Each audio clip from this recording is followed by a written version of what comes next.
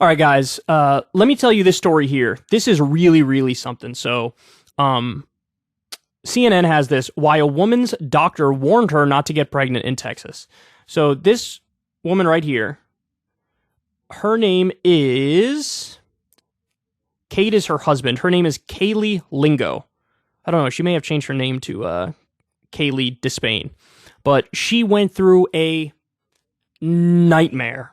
And because of this nightmare, which I'm about to describe to you, she flipped her position from pro-life to pro-choice. And as you're about to see, literally anybody who goes through this would probably flip their opinion.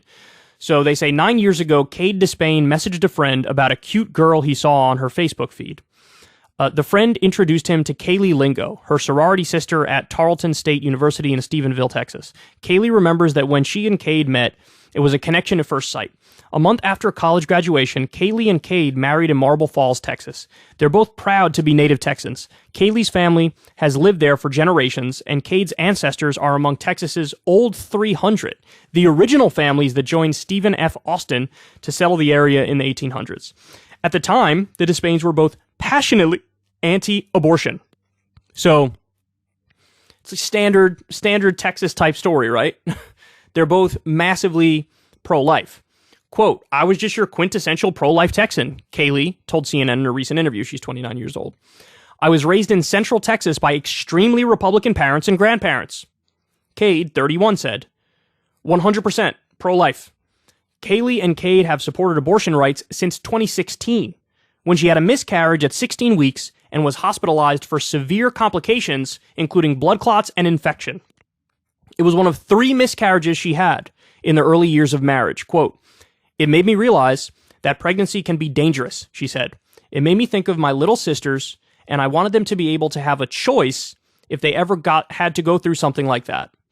Last September, when a restrictive anti-abortion law took effect in Texas, Kaylee pleaded on Facebook for people to contact their elected representatives to protect abortion rights.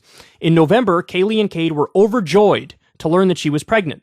Full of hope, they posted ultrasound pictures and a gender reveal video of a cannon shooting out blue confetti. They named their baby boy Finley. Then, about 3 months later, this is where it really takes a turn for the worse, guys. They learned that Finley had heart, lung, brain, kidney, and genetic defects, and would either be stillborn or die within minutes of birth. Stillborn means basically dead even as you give birth, or die within minutes of birth. Carrying him to term put Kaylee at risk for severe pregnancy complications, including blood clots, preeclampsia, and cancer. Even so, they could not get an abortion in Texas and fled to New Mexico. Quote, "I've never felt more betrayed by a place I was once so proud to be from," Kaylee said through tears. "How could you be so cruel as to pass a law that you know will hurt women and that you know will cause babies to be born in pain," she added. "How is that humane? How is that saving anybody?" CNN emailed Texas lawmakers who authored or sponsored the state's anti-abortion laws. None of them responded to CNN's questions. Gee, I wonder why. I'm going to give you more specifics. This gets darker and darker. So bear with me, and if whoever's got a weak stomach or struggles to handle this stuff, here's your forewarning. When Kaylee and Cade found out she was pregnant, they desperately hoped for a sticky baby, a pregnancy that would stick after her 3 miscarriages. But after multiple ultrasounds, the doctor's prognosis was grim. His heart, lung, kidney, and brain problems were severe, and his genetic disorder, called triploidy, meant he had an extra set of chromosomes. The doctor said that either Finley would die before birth, or if he did make it to term, he would die a few minutes, or at most an hour after birth. One of their doctors told them, "Some of these things could be fixed, but all of these things together, this cannot be fixed." She says the doctor told them that before Texas's 6-week abortion ban went into effect in September of last year, she would have advised abortion as the safest course for you and the most humane course of action for him. But the doctor said she could not offer them an abortion in Texas. She said the only option to get one was to travel out of state. Staying pregnant with Finley could have put Kaylee's life in danger.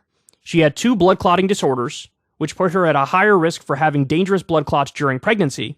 Plus, mothers of babies with triploidy are more likely to get preeclampsia, a potentially deadly pregnancy disorder. Also, there was an increased risk for a placental abnormality associated with cancer. Kaylee said she considered risking her own life to carry Finley to term. Quote, "I wanted to say goodbye," she said. "I wanted a chance to hold him." But then she thought about how Finley would suffer as he struggled to breathe. Quote, "He's going to suffocate, he's going to die, and I'm going to watch him do it," she said. For Cade, there was only one option. It made no sense to him to risk his wife's life to have a baby who was certain to die quickly. Cade told Kaylee, "I will support you whatever decision that you make, but I really don't want to lose both of you," Kaylee remembers. The couple opted for abortion, driving 10 hours to a clinic in New Mexico. The procedure and travel cost $3,500. They hoped their insurance would cover the procedure, but Texas law strictly limits abortion coverage, and the clinic told them their insurance company declined to pay. The Despains didn't have enough money. Kaylee said she was docked pay at work because she'd had too many sick days. So Cade asked a relative he describes as the epitome of the Trump fanboy to give them $3,500. The relative relented when Cade said that without the abortion, he could end up a widower at age 30. Cade said he didn't like asking for the money, but "My job as a husband is to protect and love my wife. If I'm not fighting to keep her here, then I failed." Kaylee had the abortion in March when she was 19 weeks pregnant. Quote, "I'm still so angry and hurt." While legislators did not respond to CNN's questions about Kaylee's case, the president of Texas Right to Life did. So now here's where the guy lies relentlessly, but there are also rebuttals that you'll see in this article. John Seago said the Texas law is very clear about what circumstances that an abortion could be performed, and that what happened to Kaylee and the response of her physicians was absolutely a misrepresentation of the law, and this should have never happened.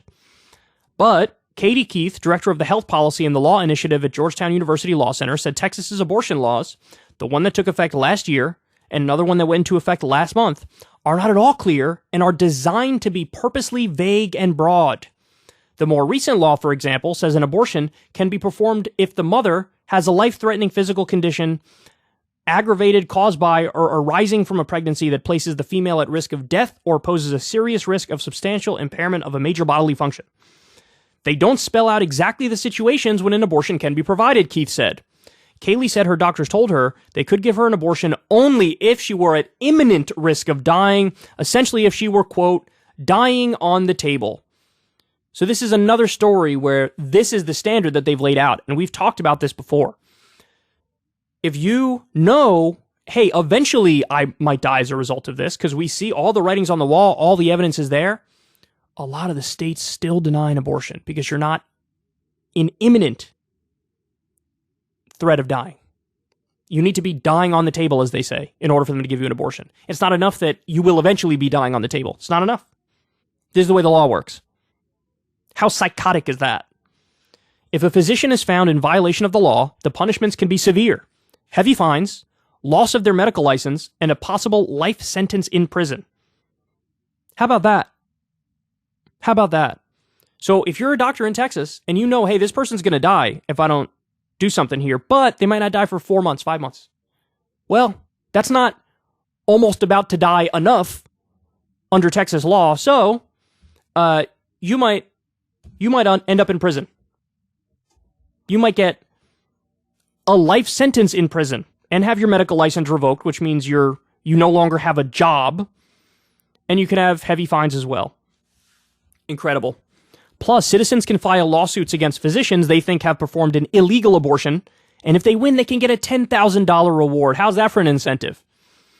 They are actively looking for citizens to shake down doctors who they are skeptical of, who they think might be performing reproductive health care. Wow. If the citizen is wrong and the doctor wins the lawsuit, the doctor still has to pay their own legal fees, as Texas law specifically forbids doctors from recouping fees from plaintiffs. So understand something, guys. They have set up a system where they disincentivize any and all abortion. Any and all abortion. Even ones to save the life of the mother.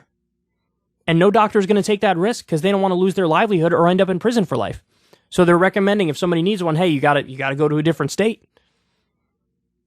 How many people is this going to negatively affect? Quote, facing the potential to become a felon and face life in prison for simply trying to take care of patients has been horrifying, and I'd be lying if I said that I haven't considered leaving the state, said Dr. Leah Tatum, a spokesperson for the American College of Obstetricians and Gynecologists who practices in Austin, Texas, and has treated patients in similar situations to Kaylee's since the Texas anti-abortion law passed. The Texas law that went into effect last year barred most abortions at the onset of fetal cardiac activity, which can occur as early as 6 weeks into pregnancy and before many people know they are pregnant. It was one of the earliest and most restrictive abortion laws. Laws that ban abortion or severely restrict the procedure have gone into effect in about a dozen states after the Supreme Court ended a constitutional right to abortion on June 24th.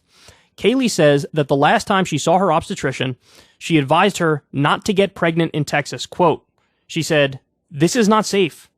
She said, "I need you to look at me. I need you to understand that if you get pregnant in Texas and that if you have complications, that I cannot intervene until I can prove that you're going to die." Nice system. Good system they got here. The Despains say they are thinking about leaving Texas, but it would be difficult to leave their work and their families. Kaylee said they're sharing their story in hopes of increasing awareness so that stories like mine can change enough voters' perspectives. Quote, "I'm still so angry and hurt about it that I can hardly see straight," she wrote on Facebook the day after the abortion. "Finley and I were simply collateral damage in a much bigger picture. It's hard for me to wrap my head around the thought process of lawmakers that would rather a full-term baby suffocate to death than allow a mother to make a decision that spares her child that pain." Oh man, Jesus Christ, what a story this is, huh? What a story this is. These are the policy implications of an extreme anti-abortion agenda, where you have these cases where it is so obvious what the answer is, but it's restricted.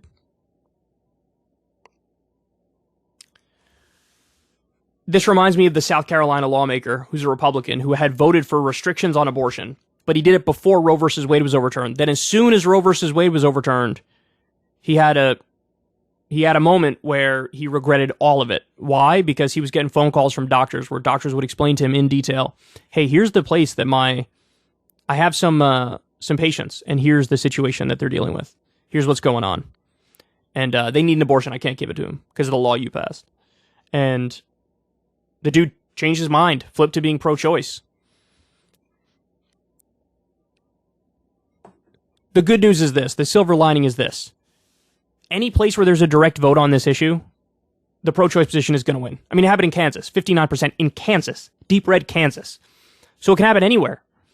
But we just need those votes. We need those votes to happen. But really, I mean, the Democrats can and should also codify Roe v. Wade into law. If they pick up some seats in the midterms, they very well may be able to do that. And also just the extremists on the Supreme Court, man. They got to go. I mean, I would support term limits for the Supreme Court justices. I would support aggressive tactics and changes that would protect a right to choose, because the path we're going down here is super extreme, and Lord only knows how many women are faced with a similar situation to this, and then they don't have the means. They almost didn't have the means. They had to borrow the money, but a lot of women in this situation don't have the means. And maybe they die. Or maybe they're forced to give birth to a stillborn baby. I can't imagine the sort of trauma that gives you, So, goddamn.